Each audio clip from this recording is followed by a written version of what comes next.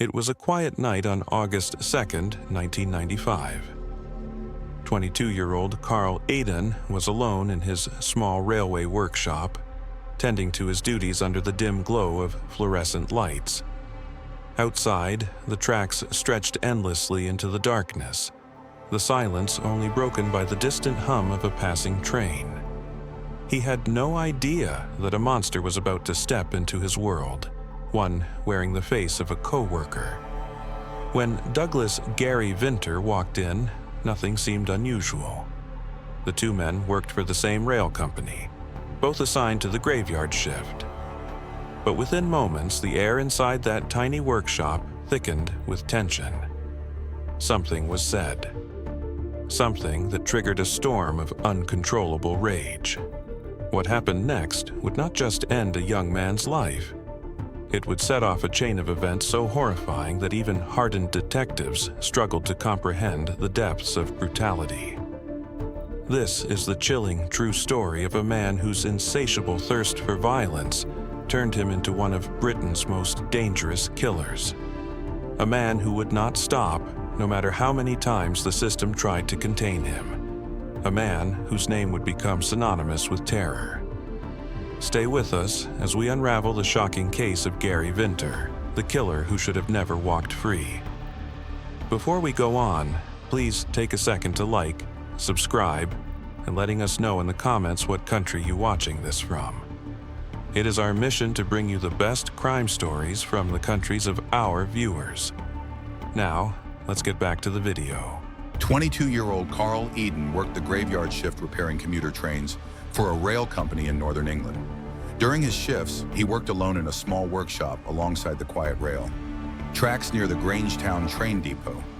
At home, Carl's girlfriend, Michelle Robertson, took care of their 2-year-old son. Michelle was pregnant, and the couple were expecting a beautiful baby girl in just a few short months.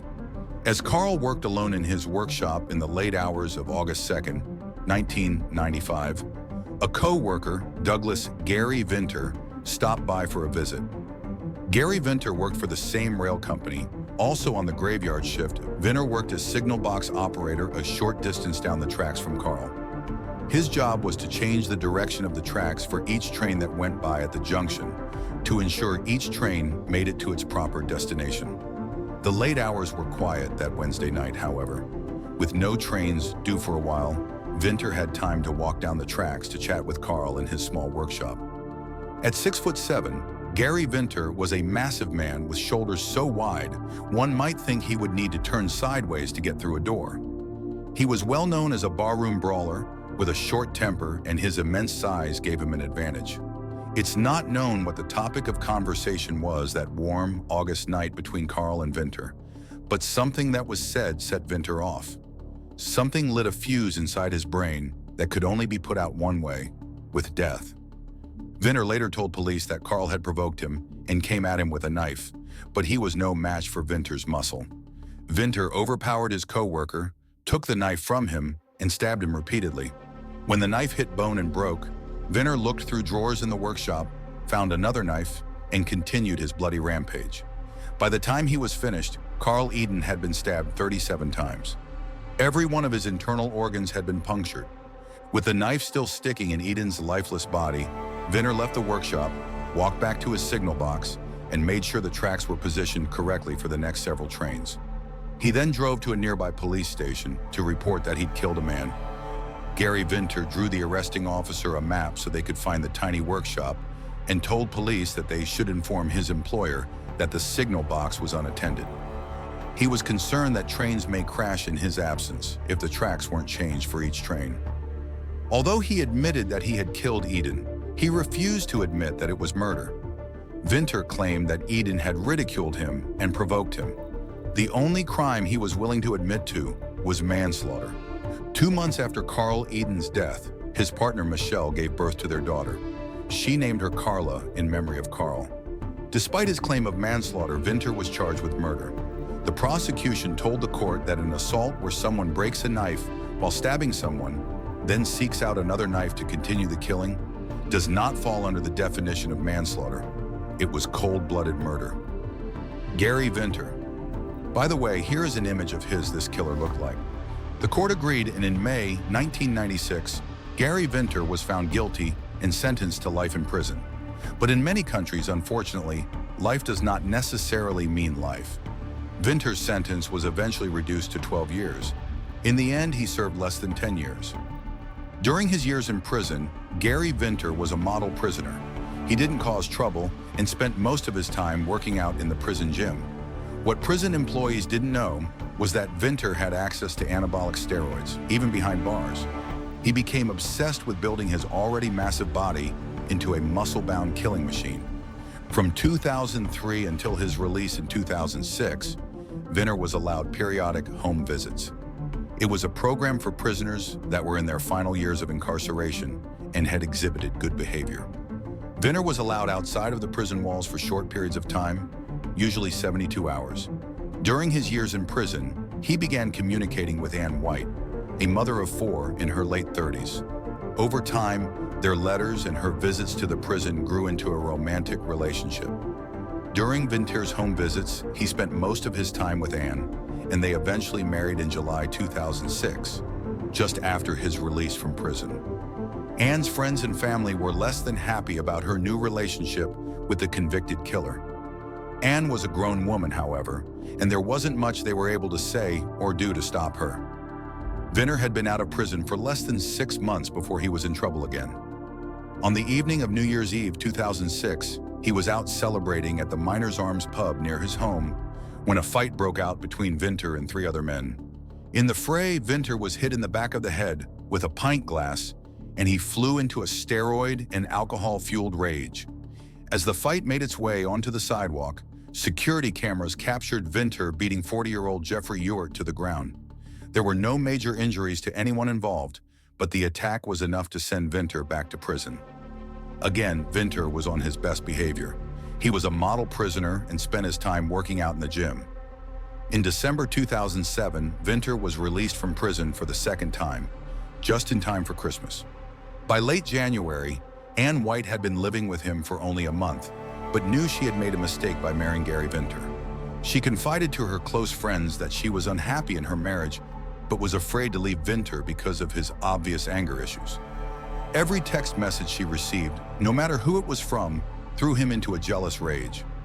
Vinter couldn't stand that Ann had a life outside of him. As a result, she had become the target of his growing anger. On February 6th, his frustration with their marital issues had reached a boiling point. At the end of an evening of screaming at each other, Vinter smashed the television and stormed out of the house. On his way out the door, he took Ann's passport, just to make sure she didn't venture too far. For each of the next 5 nights away from home, Vinter's jealousy grew. He went from pub to pub, desperately looking for his wife. He knew that he would eventually find her out drinking with friends, or worse, with another man.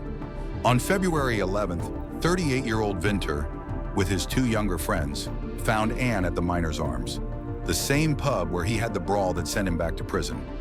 When Vinter entered the pub and confronted Ann, it only took minutes for the couple to begin screaming at each other inside the pub. Vinter's young friends, both just 22 years old, tried to calm him down, but his anger had gotten out of control. He grabbed Ann by the upper arm and dragged her outside to his friend's car. He pushed her into the back seat and screamed at his 2 friends to drive to his mother's house, just a mile away. As Ann and Vinter exited the vehicle at his mother's house, she said to the young men, "You don't know what you're getting yourself into being with him." Back at the pub, Ann's friends were worried sick. Her Hulk-like husband had dragged her out of the pub in a fury. When they called her cell phone, they were surprised that she answered in a calm voice. Ann told her friends that she and Gary were just at another pub drinking and having fun. Despite her calm demeanor, her friends could tell she was lying. They suspected she was just trying to settle down her hostile husband. Scared for her safety, they called police. Sadly, her friends were right. Unfortunately, her words didn't rectify his anger. Moments after the call, Vinter strangled his wife in his mother's kitchen while his mother slept upstairs. But his massive hands squeezing around her throat couldn't kill her, so Vinter found a kitchen knife. He stabbed her once in the heart and 4 times in the lung. Like the prior murder, Vinter used 2 knives in the attack, the first of which broke when it hit bone. Once she was dead, he left her bleeding out on the kitchen floor. Vinter called his two young friends and told them to come back to his mother's house to pick him up. With his hands and shirt still covered in blood, he got into the car and yelled, "Go, go, go!" And they sped off into the night. Later that night, as they drove through the dark city, Vinter used Anne's phone to call police. "Right, my name is Gary Vinter. I'm solely responsible for the death of my wife. There's nobody else involved, just me. I killed my wife. That's all I'm prepared to say."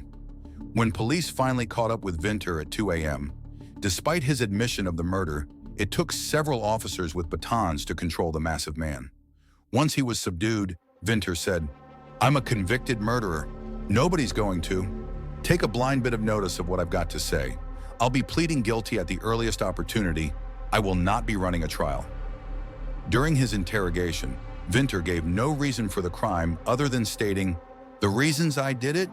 Well, I'll be keeping that to myself." Vinter pleaded guilty to the murder. At his sentencing, Judge Peter Fox told Vinter, "Regrettably, you are incapable of self-control. Your extreme violence to others cannot be viewed as other than continuing for as far as can be seen. You therefore fall into that relatively small category of people who should be deprived permanently of their liberty in a civilized society. It is a whole life sentence." Although Vinter had been handed his second life sentence, that would not be the end of his mayhem. In March 1995, an 8-year-old girl was abducted and sexually assaulted in Crawley, UK. 3 months later, a man named Roy Whiting confessed to the crime. Although he faced a potential life sentence for the crime, Whiting was given only 4 years in prison because he had confessed. Although he was deemed likely to commit more crimes by psychologists, he was released after serving only 2 years and 5 months of his sentence. Less than 3 years later, Roy Whiting abducted, sexually assaulted, and murdered another 8-year-old Sarah Payne, while she played near her grandparents' home. For that crime, Whiting was serving a life sentence at the Wakefield prison in West Yorkshire, the same prison that held Gary Vinter. In July 2011, using a toilet brush that had been broken and sharpened into a shank, Gary Vinter attacked and stabbed Roy Whiting several times. When he fell to the ground, Vinter punched and kicked him repeatedly, yelling, "You stupid fucking nonce!" A small piece of the plastic shank broke inside Whiting's eye socket. Vinter said of the attack, "The only reason he's still alive is because I got tired." Vinter was given another 5-year jail term for the attack. Not that it made a difference. In the late 1980s, Lee Newell strangled his 56-year-old neighbor and stuffed her body into a cupboard while he robbed her home. He managed to get away with a whopping 60 pounds. While serving a life sentence for the crime, he and another inmate murdered a different inmate named Subhan Anwar. It's unclear if the murder was race-related or if it was simply because Anwar was a child killer. Throughout 2014, both Lee Newell and Gary Vinter were housed in the Special Segregation Wing at Milton Keynes Prison. Ever obsessed with his muscles, Vinter had requested repeatedly to be transferred to another prison with better gym facilities. However, he became frustrated when prison officials ignored his requests. In November 2014, without provocation, Vinter punched Newell to the ground in the exercise yard as security cameras watched. Once on the ground, he repeatedly kicked Newell in the head, leaving him with a skull fracture, brain injuries, and permanently blind in one eye. Vinter was charged with attempted murder for the vicious attack. The judge told him, "You were prepared to sacrifice the life of a fellow human being just so you could move prisons. What you did was pre-planned as part of your scheme. You must be one of the most dangerous individuals within the prison system today. Your record is truly shocking." Vinter most likely only took the judge's comments in stride, as he had nothing to lose. He was given a 3rd life sentence for the attack. Amazingly, Vinter and 2 other murderers successfully appealed their whole life sentences, arguing that their life sentences were inhuman and degrading. Although they were not released, the taxpayers of the United Kingdom were stuck with a bill of £34,471 to cover the cost of his appeal. As of February 2025, there have been no recent court developments concerning Gary Vinter, the convicted double murderer. Vinter is serving a whole life order, meaning he is imprisoned without the possibility of parole. In 2013, he, along with 2 other inmates, challenged the legality of whole life sentences at the European Court of Human Rights. arguing that such sentences amounted to inhuman and degrading treatment. The court ruled in their favor, stating that for a life sentence to remain compatible with the European Convention on Human Rights, there must be both a possibility of release and a possibility of review. However, this ruling did not guarantee Vinter's release but emphasized the need for a review mechanism. In 2016, Vinter received a third life sentence for the attempted murder of fellow inmate Lee Newell. Reports indicated that Vinter assaulted Newell in an attempt to be transferred to another prison. Since then, there have been no significant legal proceedings or court decisions related to Vinter's case. He remains incarcerated under the terms of his whole life order. This tragic case highlights several crucial lessons about personal safety, domestic violence, and the justice system. One of the first lessons is to be cautious about who you associate with, especially in isolated environments. Carl Eden worked alone in a quiet workshop and allowed Gary Vinter, a known violent individual, to visit. While workplace interactions are often friendly, it's essential to remain vigilant when dealing with people who have a history of aggression. Trusting instincts and keeping workplace visits professional can help prevent dangerous encounters. Another key takeaway is the importance of recognizing red flags in someone's behavior. Vinter was well known for his violent tendencies, frequent bar fights, and short temper. His immense size and aggression made him a potential threat, yet many around him overlooked these warning signs. If someone exhibits violent behavior or has a history of aggression, it's best to avoid confrontation and report concerning actions to the appropriate authorities. The case also underscores the devastating consequences of ignoring domestic violence warning signs. Ann White confided in her friends that she was afraid of her husband, but like many victims, she remained in the relationship despite the danger. Fear, emotional manipulation, and hope for change often keep victims trapped. It is critical for both victims and their loved ones to recognize the signs of abuse and take them seriously. Seeking help from support groups, law enforcement, or domestic violence organizations can be life-saving. Leaving an abusive partner can be one of the most dangerous moments for a victim, as seen in Ann's case. Vinter's controlling behavior escalated the moment he suspected she might leave him, leading to her tragic death. This serves as a grim reminder that victims must take extreme precautions when planning to leave an abusive relationship. Seeking professional assistance, changing routines, and obtaining restraining orders can help reduce the risk of retaliation. Finally, this case exposes the flaws in the justice system that sometimes allow dangerous individuals to re-enter society. Despite committing a brutal murder, Vinter's life sentence was reduced, and he was released after less than 10 years. Even after repeated violent offenses, including another murder, he was still granted appeals and legal reviews, raising concerns about the protection of society from repeat offenders.